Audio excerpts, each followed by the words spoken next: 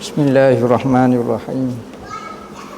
Alhamdulillahi rabbil alamin, wassalatu wassalamu ala asyrafil anbiya'i wal mursalin Sayyidina Muhammadin wa ala alihi wa sahbihi ajma'in. Qala rabbi shrah li sadri wa yassir li amri wa hlul 'uqdatam min lisani yafqahu qawli. Subhanaka la ilma lana illa ma 'allamtana innaka antal alimul hakim, wa la haula wa la quwwata illa billahil aliyyul azim. Nawaitu ta'allu wa ta'lim wa tazakkura wa tazkira wa nafa'a wal intifa' wal ifadah wal istifadah wal hasa ala tamassuki bi kitabillah wa sunnati rasulih wa du'a ilal huda wa dalalata alal khair ibtigha'a wajhillah wa qurbihi wa sawabihi subhanahu wa ta'ala. Allahumma inni as'aluka ilman ladunni wa mashraba safihani ya wahabu ya ghani. Qala al-muallif rahimahullahu ta'ala wa nafa'ana bih wa bi'ulumihi fid dharaini amin. Rabbi yassir wa la tu'assir wa tammim bil khair wa la hawla wa la quwwata illa billahil aliyyul azim. Amma ba'du, assalamu alaikum warahmatullahi wabarakatuh. Berkata Al-Allamah Al-Mufassir Al-Muhaddis Rabbani Abdullah Sirajuddin Al-Husaini dalam kitab dia Sayyidina Muhammad Rasulullah sallallahu alaihi wasallam, sehinggalah kepada perkataan dia Al-Hadisu Sani Wasalasun. Situ kah? Hadis yang ke-32. Betul dah situ? Betul dah. Khutbatun Nabi sallallahu alaihi wasallam yuhadziru fiha minaz zulmi wasyuhi wal fuhshi.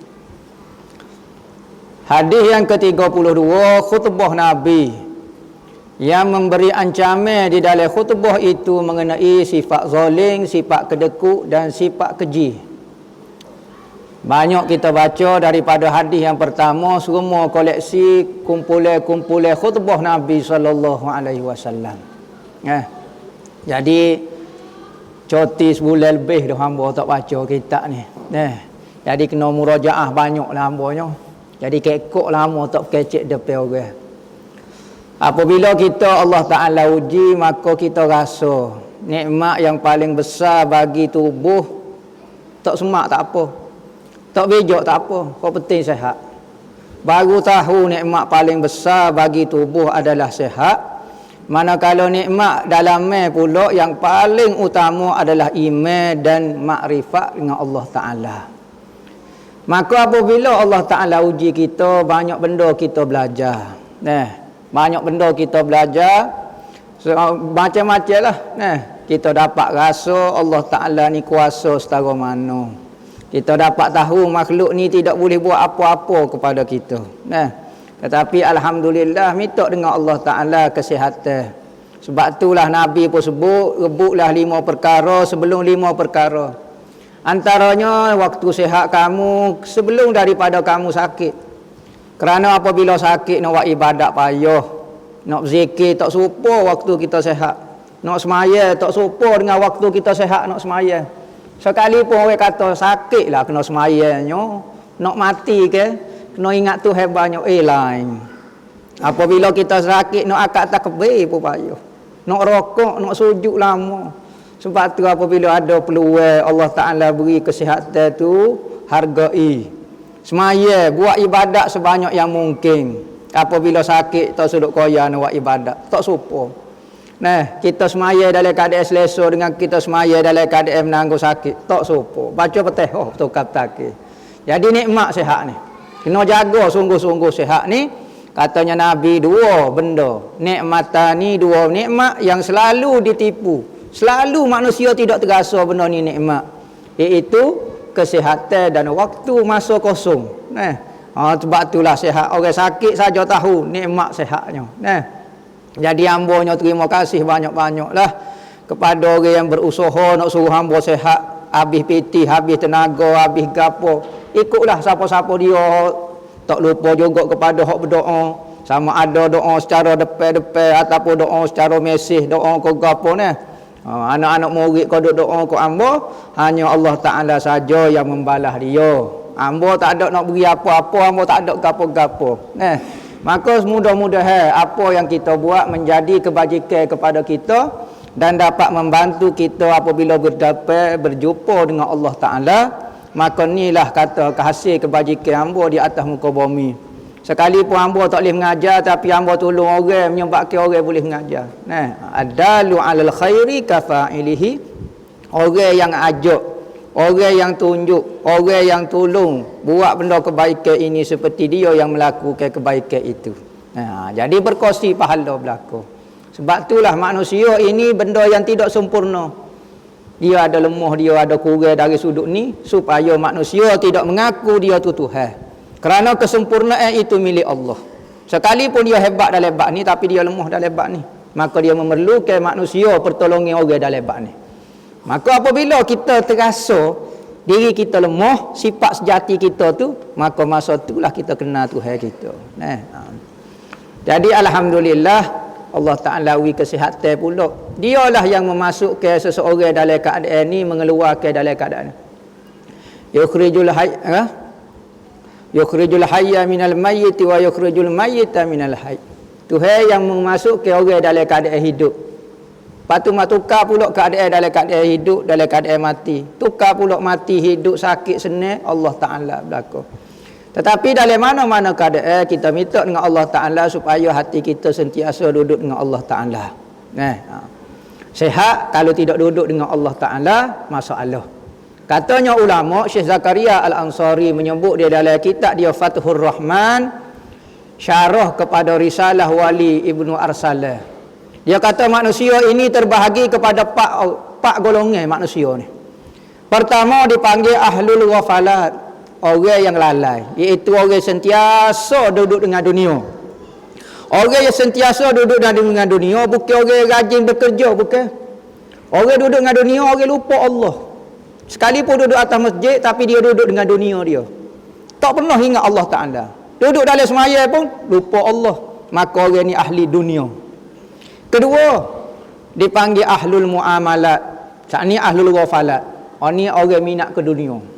Dunia kita sebut dah, setiap benda yang melupakan kita kepada Allah itu dunia. Kalau kita pergi cari kerja, cari nafkah, ingat Allah Ta'ala, tidak jadi ke dunia. Cari nafkah wajib bagi isteri kita, bagi anak kita, hak tu jadi benda ibadat, jadi benda akhirat. Kedua golongan dipanggil ahlul muamalat. Ahlul muamalat ni orang yang sibuk dengan ibadat.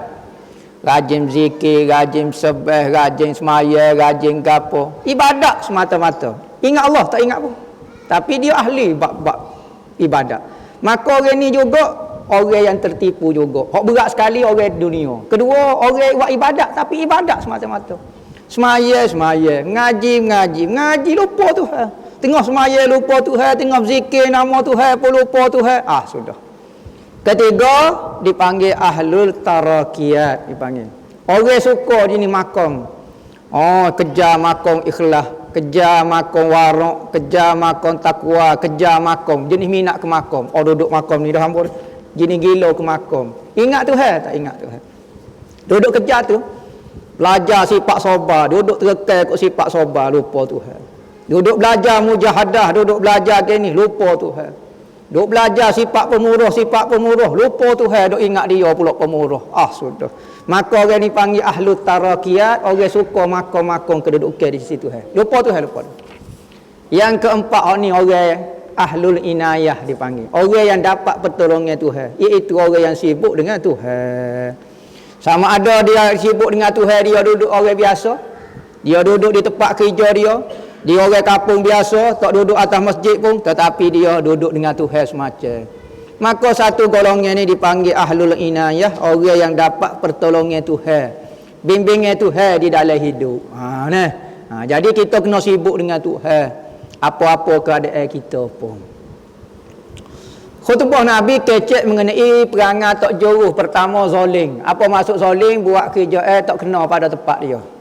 Zalim tak syarat kata orang, tak syarat apa dia, tapi buat kerja tak kena pada tempat dia, maka orang ni zalim. Zalim jangan nampak menindas orang tak. Buat kerja tak kena pada tempat dia dipanggil zalim. Kerana makna adil itu adalah meletak sesuatu kena pada tempat dia. Misalnya, mengaji ilmu fardu ain dengan mengaji ilmu fardu kifayah. Hok mana lebih penting? Fardu ain lagi. Maka ada orang terkekan pergi cari ilmu fardu kifayah, tinggal ilmu fardu ain. Zalim awak kerja lagu ni. Saya tak pernah curi bagi orang. Saya tak pernah buat zalim kat orang. Saya tak pernah kata orang. Saya tak pernah gini. Demo awak kerja zalim. Apa maksud zalim? Demo menzalimi diri demo sendiri. Kerana demo tergamuk campur diri demo ke dalam api neraka. Zalim demo. Diri demo sanggup bubuh dalam api. Diri orang lain lagi-lagi. Sebab itulah dalam berdoa, zalim ni, zalam tu nafsi. Aku buat zalim kepada diri aku dengan cara buat benda yang menyebabkan kita masuk neraka. Ni zalim panggil. Tak syarat kata kita faham zalim ni. Jenis. Kampung hamba ada lah orang zalim sungguh dia kata. Jenis jiri anak ayah lah. Tu zalim cara kau tu, pok tolong lagu tu. Bukan masuk zalim lagu tu, tak jiri anak ayah pun. Tak ngaji ilmu fardu ain. Zalim juga kepada diri sendiri. Kedua, kedekut. Kedekut ni ada dua. Pertama dipanggil bakhil, kedua syuh. Bahasa Arab terjemah dia kedekut belaka. Bakhil ni kedekut tak siwi pitih kat orang. Tak siwi gapo dia kat orang. Orang minta tolong pun tak sih. Ni yang panggil kedekut bakhil wi kat orang. Dipanggil bakhil. Bakhil perikat ni tak apa lagi sebab kok dia makan. Duk sore makan dalam mari, makan bawah katil, makan untuk dia sore. Saing-saing tak wi. Biarlah saing kawan tu sebulan dah mak pok tak mari makan. Tak apa. Apa penting ambo mari. Tiap-tiap minggu pun tak apa untuk ambo sore. Ni panggil kedekut. Kedekut ni dipanggil bakhil dalam bahasa Arab. Kedua dipanggil syuh. Syuhah ni berat pada bakhil lagi. Kedekut untuk diri sendiri pun kedekut juga. Pitih ada, tak belanja makan. Walau tak ada pitih. Apa saya pitih? Toleh makan rugi kalau mau makan. Lepas tu kenyal, pergi tandah pula. Rugi. Pergi tandah pula. Jangan-jangan. Sipai pitih. No, air melu tu, tengok saja. Kaca minum air kosong. Lepas tu tengok air melu. Rasa melu dah. Rasa melu. Ni jamu teh melu. Tak minum melu. Kedekut tahap dewa dia panggil. Untuk diri sendiri pun kedekut. Ni panggil syuhah. Ni syuhah ni berat daripada kedekut. Kedekut kepada orang tu kita kata ada manfaat juga untuk diri dia. Syuhah ni untuk diri dia kedekut baik. Pakai baju buruk ya. Pitih ada tak si beli apa? Tahu pakai baju nampak bazir. Untuk diri sendiri pun tak si. Kita wa amma bi ni'mati rabbika fahaddis. Adapun nikmat hak Tuhan beri kat kamu, ya tunjuk kat orang. Jangan buat kata Tuhan tak beri nikmat gak. Ni tunjuk macam sedih, nampak macam susah, macam gelisah. Pitih penuh dalam bank. Wak muka sedih, wak muka lapar. Pitih ada. Tunjuk gak Tuhan beri sama seria, tunjuk kepada orang. Ni wak stay. Bukan kata tak ada pitih, ada pitih. Ni syuhah. Masalah belakang ni. Ni kedekut tahap dewa dia panggil. Power Ranger hijau. Power Ranger hijau ni bisa tak bisa dia tak saing dengan Power Ranger merah panggil 5 orang kan. Hijau ni tak sorang. Bisa tak bisa. Ni jalan Power Ranger hijau dia panggil. Wal fusyu ni keji. Keji ni sama ada kecek kotor. Ada orang bangga kecek uduh. Ambo kecek. Ambo kalau mau kecek orang tak boleh patah lah. Patah lah kau ambo. Sebab apa? Sebab kecek uduh, kecek kasar.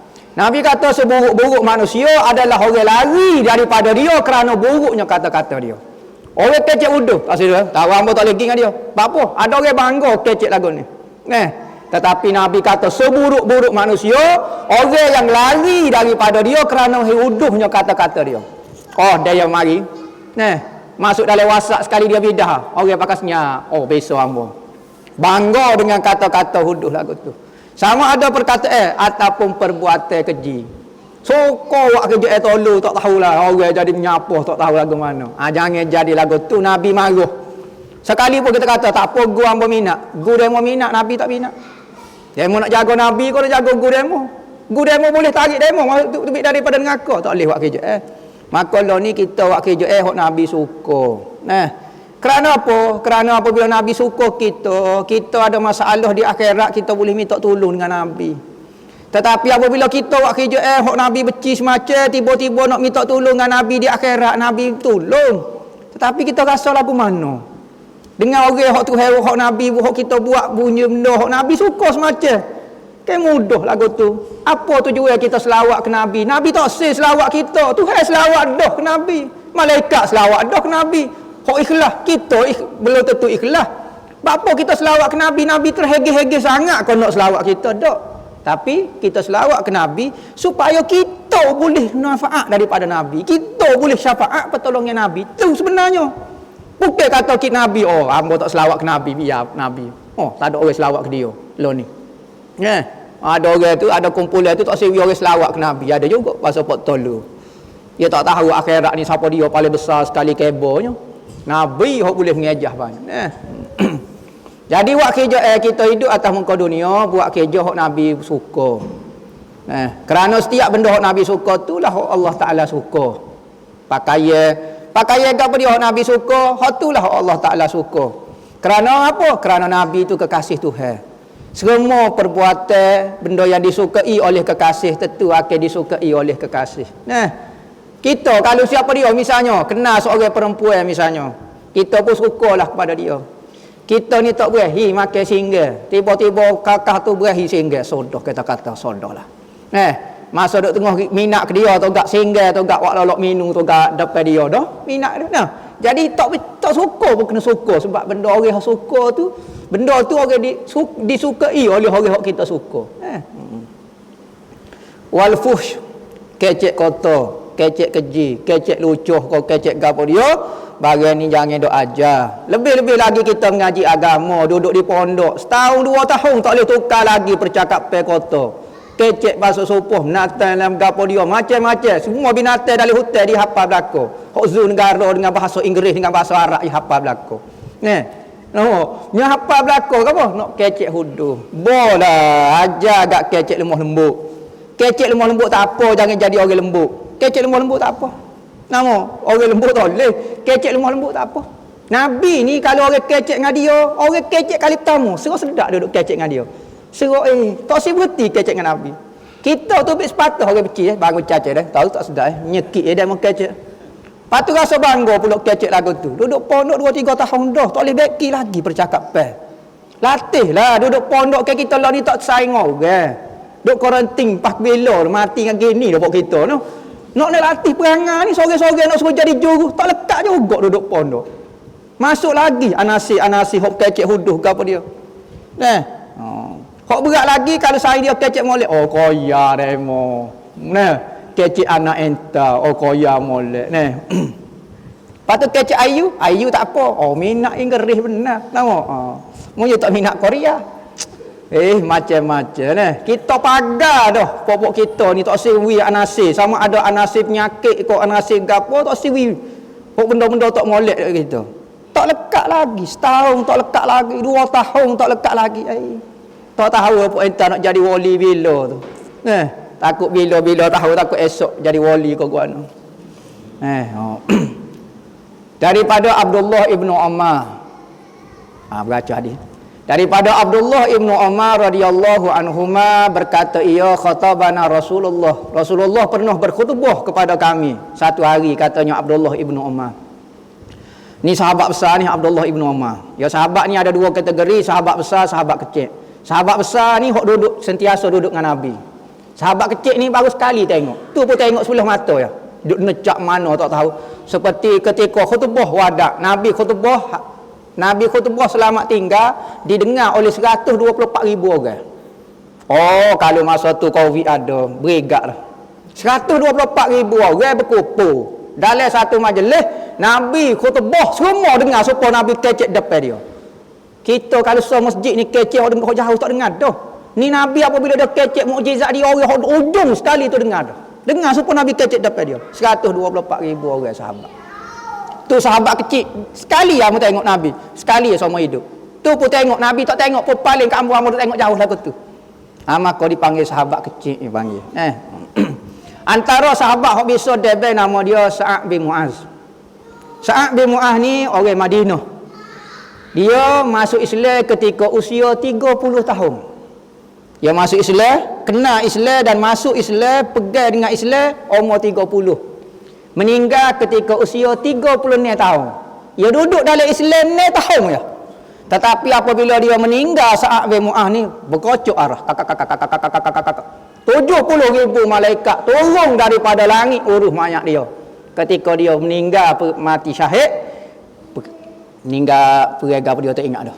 Turun daripada langit 70,000. Siapa Nabi jalan gitu, Nabi jalan. Sahabat kata, apa jalan lagu tu? Penuh malaikat aku nak jalan payah, katanya Nabi. 70,000 mari urus dia. Dia duduk dalam Islam ni tahun ya. Tengok kita bukan lama kau sebentar kau dalam Islam, tetapi pegang kita dengan Islam tu setara mana. Ni tahun saja. Umur 30 masuk, meninggal umur 36. Ada sahabat masuk Islam tak ada semaya bel. Tak ada semaya pun pakai mati dah. Apabila masuk Islam dia mau panggil jihad perang, mati. Masuk syurga. Tak ada nak semaya, tak ada nak gapo dia pun. 36 tahun. Apabila meninggal, katanya Nabi gementar ihtaza arsyu. Kocok arah. Kerana kematian Sa'ad bin Mu'az. Ada riwayat kata apa masuk kocok arah ini? Kerana malaikat tangguh dia sedih sangat, dia kocok pergi. Kakak. Ya dua, kocok arah ni dua. Buat benda yang terlalu malaikat marah. Malaikat nak marah sangat, kocok juga arah. Buat benda yang malaikat begitu suka, juga kocok arah. Bukan kata kocok arah saya saja. Tu antara sahabat hebat. Sa'ad ibnu Mu'az nama dia. Abdullah ibnu Umar. Ni antara orang alim ni, sahabat yang alim. Katanya dia Rasulullah pernah berkhutbah kepada kami. Maka dia khutbah kepada dia, dia kata iyyakum wazulma. Berhati-hati dengan zalim. Ingat fa inna zulma zulumatun yaumal qiyamah. Kerana zalim ke orang ni ataupun zalim kepada diri sendiri merupakan kegelapan pada hari kiamat. Gelap, hamba berani gelap. Dalam hutan biasa ya, hamba dalam gelap. Oi, gelap kiamat ni tak serupa dengan gelap di dalam atas muka dunia. Atas muka akhirat kalau orang beriman, Nabi kata siapa dia yang pergi semaya maghrib, isyak ataupun subuh, maka berilah berita gembira bagi orang yang selalu berjalan di malam yang gelap untuk hadir sembahyang berjemaah. Beri berita apa? Dengan dapat satu cahaya yang sempurna, nurin tamin yaumal qiyamah, pada hari kiamat. Apa dia maksud cahaya tu? Cahaya. Maka orang mukmin ni bercahaya. Orang kafir, orang munafik akan nak pergi nak cahaya nak daripada orang mukmin. Dia pergi tak boleh. Ya cahaya bukan gini, cerah belaka dak, masing-masing akan cahaya dia. Cahaya ni tujuan apa dia? Apabila melintah di titian sirat, maka api neraka akan sebut kepada orang mukmin, ya mukmin juz fa inna nuraka tudfi'u lahabi. Wahai orang mukmin, cepat-cepat unggah atas titian sirat. Katanya neraka kepada orang mukmin apabila dia unggah atas titian sirat. Apa? Katanya api neraka, hei orang mukmin, unggah cepat. Apa? Kerana cahaya kamu telah memadamkan api aku. Oh, api neraka tak boleh lawan dengan cahaya orang mukmin. Unggah cepat nak mampus lolo hamba. Katanya api neraka kepada orang mukmin. Ni cahaya dia ni. Lagu mana nak dapat cahaya? Antaranya rajin mari semaya. Maya maghrib, maya isyak, maya subuh, maya panggil maya waktu gelap. Maka boleh cahaya. Maka kezaliman ni jadi gelap. Sudah masalah. Gelap ni tak tahu alik ilih, alik jatuh, nak jamuh waktu pun tak kena. Ingat duduk gini ya. Duduk gini dah lepas tu mampu api. Biasa. Standard lah. Ni bertindih orang 14 tekak ni orang. Orang jeri atas pala kereta ngapeluh, ngapa dia somuk gatal ada belaka, jewuk lah ular, cak kapuk lah ada belaka atas tekuk. Nak buat mana? Katak poru hok jenis geli kok katak poru, kau tak tahu lagu mana lah. Maka gelak ni satu masalah pada hari kiamat. Jangan kata hamba besok. Gelak ya? Gelak biasa. Ya hamba biasa kena kurung dalam gelak biasa. Wa iyyakum wal fusya wat tafahush. Maka berhati-hati juga kamu dengan keji dan suka berkata keji dan suka buat benda-benda keji. Muka uduh supaya nyepak dah. Kecek pula uduh. Allah sempurna molek. Kalau muka comel kecek uduh boleh kira lagi. Muka supaya Korea kecek uduh boleh kira lagi. Ni muka supaya nyepak dah. Allah kecek uduh pula. Suruh nak sepak dua kali ganda. Ni jalan fusyu wat tafahush. Wa iyyakum wasyuha, dan berhati-hati dengan kedekut. Sesungguhnya telah binasalah orang sebelum daripada kamu dengan sebab kedekut, dan mereka menguasai memutuskan silaturahim, maka dia ikut juga. Orang lain ni kan suka tak cara ke orang, maka kita zaman orang putuskan silaturahim yang dia ikut. Mereka apabila menguasai dengan bakhil, pok dia pakat jadi bakhil belaka. Lain ni kan zaman orang penting diri. Lain ni orang nak wipiti sama, hamba tak ada piti juga, pakat nak mikir. Nak minta tolong dia. Hamba pun nak tolong juga. Jadi pakat penting diri. Maka zaman payah ni Nabi kata tolong orang. Nabi kata sentiasalah Allah Ta'ala itu menolong hamba dia.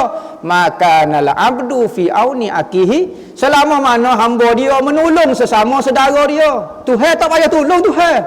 Tuhan kata mu nak balas jasa aku duk beri makan mu daripada kecil, tak payah balas, tak payah belanja KFC aku. Pas nak belanja kau, belanja hamba aku. Tanda mu terima kasih, nak balas jasa aku. Buat baik sama mu. Aku tak perlu dah, aku dah sempurna dah. Fa amaruhum bil fujur fa fajaru. Maka apabila menguasai benda jahat, maka badi jadi jahat belaka.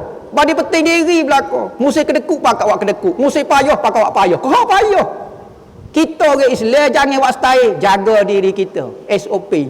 No, jaga orang. Musim ni orang susah, orang penat, orang tak ada duit, kita tolong dia. Ni pakai penting diri belaka, masalah. Maka berdirilah seorang lelaki, maka berkata kepada Rasulullah, wahai Rasulullah, apakah Islam yang paling afdal sekali? Dalam Islam apa dia paling afdal? Afdal yakni paling banyak pahala sekali. Maka katanya Rasulullah, Islam hak paling amalan hak paling banyak pahala adalah ayyaslamal muslimu min lisanika wa yadika, iaitu orang Islam lain terselamat daripada lidah kamu dan kata-kata kamu. Lidah kamu daripada kata-kata cicaci fitnah kamu dan daripada tanganmu. Mu jangan kena dia, mu jangan kata uduh dia. Jadi antara amalan paling afdal zaman sekarang, mulut tu kena jaga. Ni, taik-taik mesej kena jaga. Jangan sebar fitnah, jangan gini. Barang tak tentu penting, tak barang kita tak tahu, jangan dak caralah. Lepas tu kedua tangan kita, jangan dak kena kat orang. Ingat wak kena kat orang ni masalah pada hari kiamat. Maka faqala zalika ar-rajulu aw ghairuhu, maka berkata seorang lelaki, ada kata lelaki yang sama, ada kata lelaki lain, ya Rasulullah, ayu hijratin afdal. Bertanya kepada Rasulullah, wahai Rasulullah, hijrah apa dia paling afdal? Hijrah ni maknanya berpindah. Kita pergi ke Mekah, ke Madinah, ke hijrah ke Habsyah, ke hijrah apa dia paling afdal ni? Katanya Rasulullah, hijrah yang paling afdal antahjura ma kariha rabbuka, iaitu kamu meninggalkan benda-benda yang dibenci oleh Tuhanmu. Benda hak Tuhan tak suka, jangan duk buat. Itulah hijrah yang paling afdal, lebih afdal daripada hijrah lain-lain lagi. Wallahu a'lam. Bismillah.